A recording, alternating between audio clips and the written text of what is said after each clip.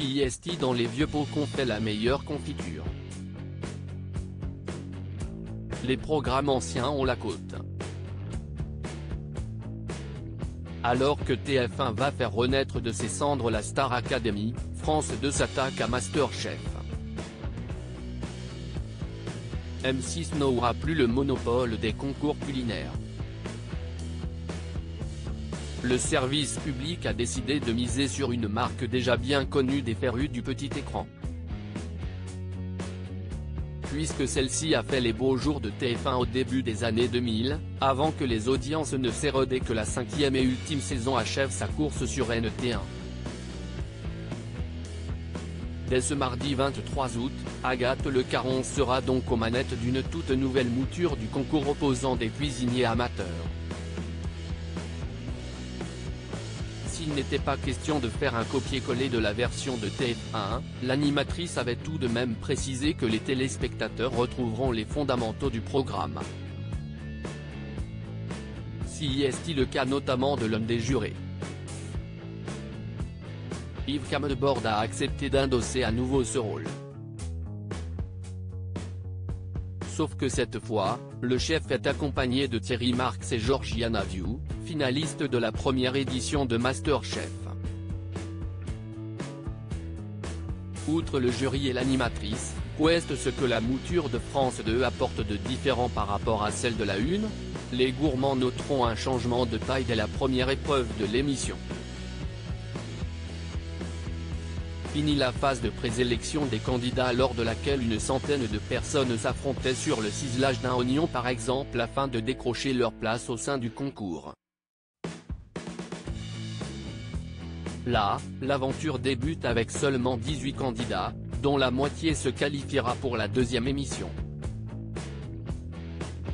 Pour cela, ils devront séduire les jurés grâce à leur plat signature. France 2 a en effet souhaité recentrer l'émission sur la cuisine plutôt que sur le show. On n'est pas dans un spectacle.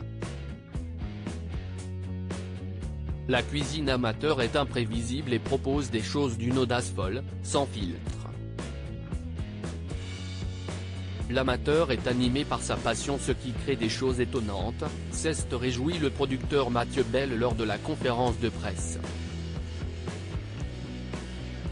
Ces changements notés par Yves Camdebord et Georgiana Viu, France 2 a marqué cette mouture de ses valeurs. Les téléspectateurs retrouveront donc des conseils pour mieux manger, moins gaspiller et avoir un impact moindre. Le concours a donc mis en place plusieurs initiatives à l'instar de la confection de recettes zéro déchet ou d'épreuves autour de thématiques liées à l'environnement. Surtout, l'ambiance n'est pas la même. Les candidats ne sont pas dans un esprit de compétition. CIST la bienveillance qui prime. Faire rire. Faire pleurer.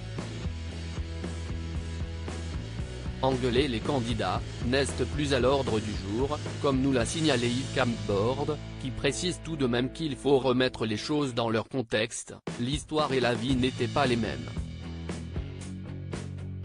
C'était une autre chaîne, il demandait peut-être plus de tension et poussait davantage à la compétition voire à la chamaillerie entre les candidats.